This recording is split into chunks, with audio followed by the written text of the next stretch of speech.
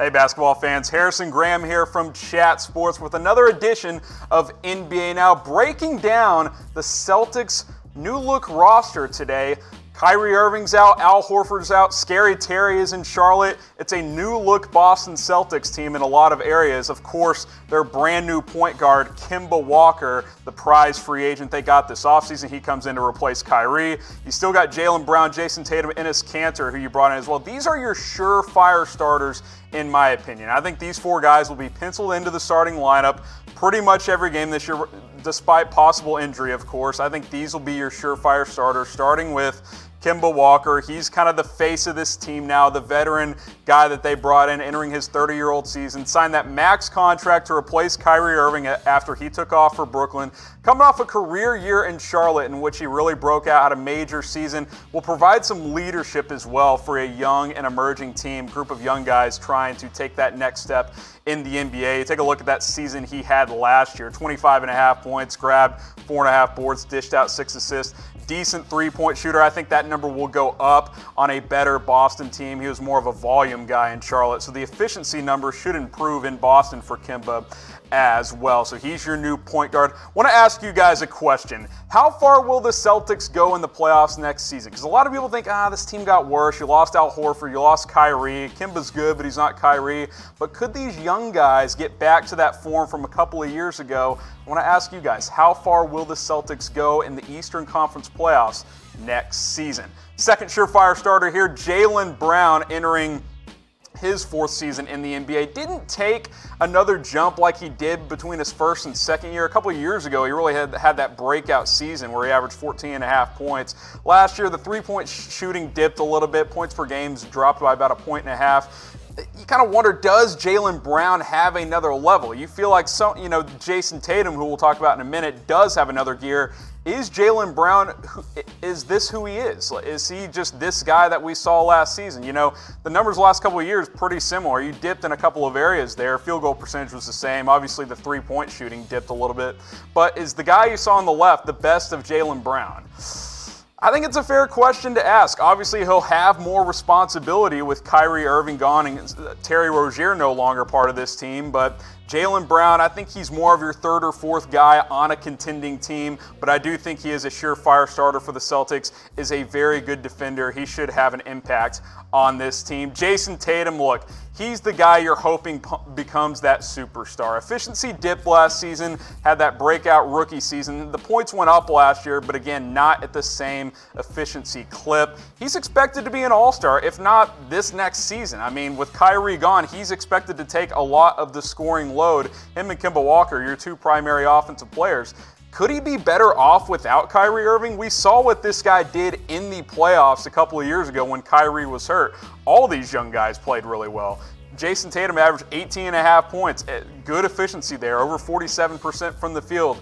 Grabbed 4.5 rebounds, dished out a couple of assists. Last year, he was around 15 points per game, and the field goal percentage was not that high. Can he get back to being the player he was in that playoff run a couple of years ago? I think he can. His ceiling, for example, is much higher than Jaylen Brown's, in my opinion. I think this is a multi-time all-star in the NBA. Last surefire starter here, we got Enes Kanter, the free agent signing from Portland. Look, in an ideal world, he's more of a come-off-the-bench guy, but the Celtics are very thin up front, and we will outline that as we go throughout this show, breaking down the roster for you guys. Sign that 2-year mid-level exception deal. Good offensive player, good rebounder. He can give you 12 to 15 points. He'll grab 8 to 12 rebounds depending on the night. Limited defensively, but it's not for a lack of effort. He tries really hard. He is just not a very good defender. So I've got these four guys penciled into the starting lineup. Again, Kanter, Jaylen Brown, Jayson Tatum, and Kemba Walker.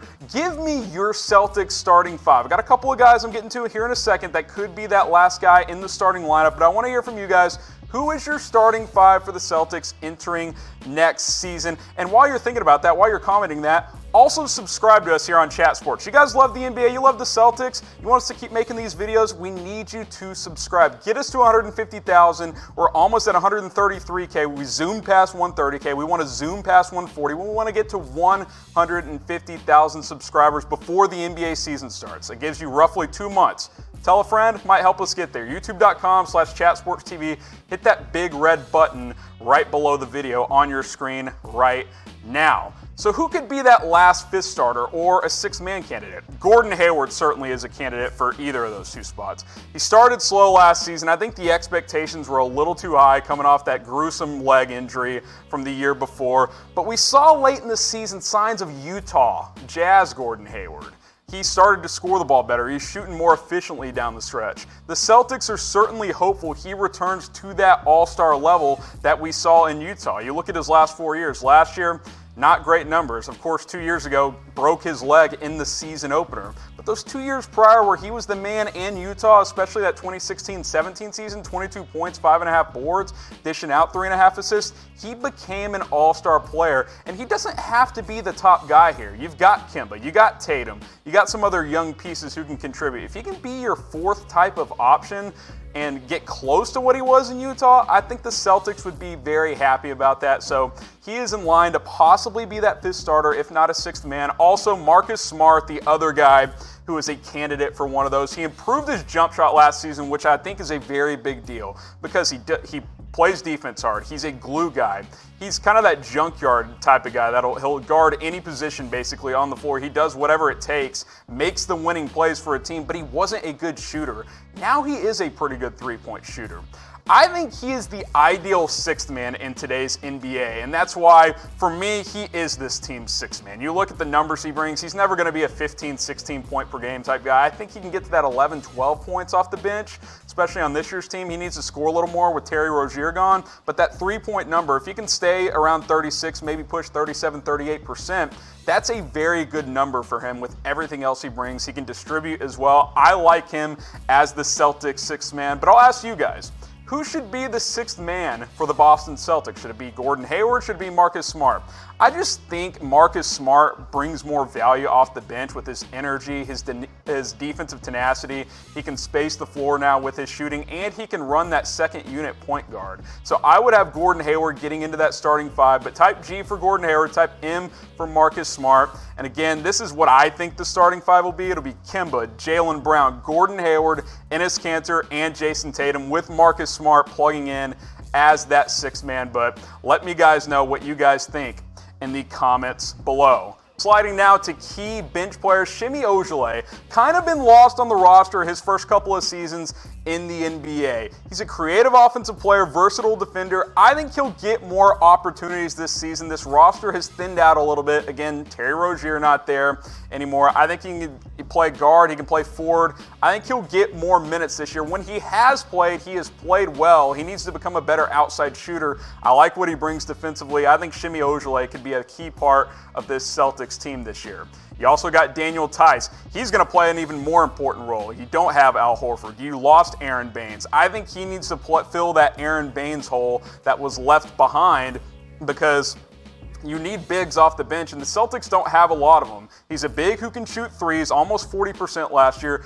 Decent defender, needs to get a little better in that area. Definitely needs to improve as a rebounder. The Celtics need rebounding with Al Horford not on this team. Kanter's going to help. Need Daniel Theis to help in that area as well. And maybe Robert Williams can help in that area as well. I put him in key bench players. That might be a little optimistic, but I think he has a chance to be a part of this team this year. Last year, disappointing rookie season. He was hurt a lot.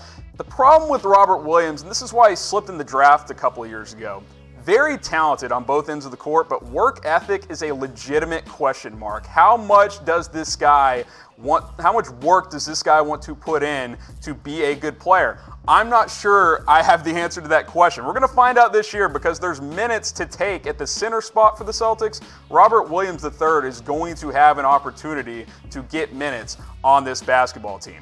Ask you guys earlier, I want to ask you guys again, how far will the Celtics go in the playoffs next season? Look, if they get help from guys like Robert Williams, Daniel Theis, these kind of key bench guys, they need depth players to contribute. If that can happen, I think the Eastern Conference Finals is a possibility, but I want to hear from you guys below in the comment section. Next tier of players, rookies to contribute. I think these three rookies have a chance to contribute on this team. Certainly Romeo Langford, the number 14 pick, Grant Williams, also a first-round pick, and then a steal in the second round in Carson Edwards. All three of these guys, good college players. I think they have a chance to come in and contribute right away. We'll start with Romeo Langford again, number 14 pick there. Volume scorer at Indiana, is not a great outside shooter. He can play both guard spots at 6'5".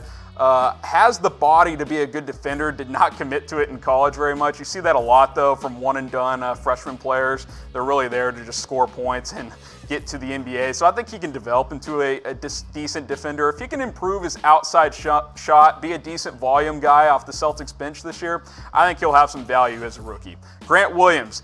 He's not as talented as Romeo Langford and maybe even Carson Edwards, but he crafted his game during his 3 years at Tennessee, and the Celtics are thin up front, so there are minutes for him to have. I think the key for Williams is going to be, can he become a better three-point shooter? 32% last year at Tennessee. Needs to get into that mid-30s area. That probably won't happen as a rookie, but a couple of years from now, I think it's possible. I think he'll get minutes as a rookie, 10 to 15-ish minutes per game. Look for that for Grant Williams. Then, of course, Carson Edwards, who ripped the Summer League, had a great NCAA tournament, averaged 24 points last year at Purdue, is not a great efficient player, but he can shoot from the outside, he can get to the basket, and he's a good defender for his size. He's only 5'8", 5'10". He can defend pretty well. He's going to get overwhelmed by bigger athletic guards, but he's not a total loss on the defensive end. I think this guy can come off your bench, score 6 to 8 points as a rookie, and on occasion drop 15 or 20. So I'll ask you guys, who will be the most impactful rookie for the Celtics this season? Type R for Romeo Langford, type G for Grant Williams, type C for Carson Edwards. I want to say Carson Edwards really badly, but Langford and Williams will get more chances. I'll actually say Grant Williams because the forward spot is where the Celtics are going to have the most open minutes. If Grant Williams can come in early and contribute early on this season, he has a chance to have the heaviest impact. Other rookies on this roster, you got Tremont Waters, late first-round pick out of LSU, Max Struss out to DePaul, and then everybody's favorite player, it's Taco Fall. We'll get to him in just a moment, but let's start with Tremont Waters, number 51 overall pick, late in the draft. Agreed to a two-way contract. Will start in the G League, probably play most this year in the G League. Celtics are very heavy at guard. He's clearly behind Carson Edwards.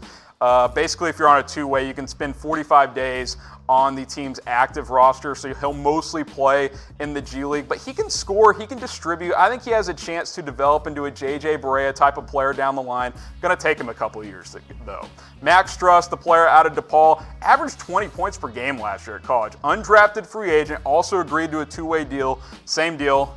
They'll shelve him in the G League primarily. If injuries happen, he can come up 6'6", 215. He has good size, can play the 2, can play the 3, maybe stretch 4 on very small lineups. I like his potential as a scorer, does not do much of anything else, so we will see how he develops in the Boston Celtics G League system. And then Taco Fall, Exhibit 10 contract.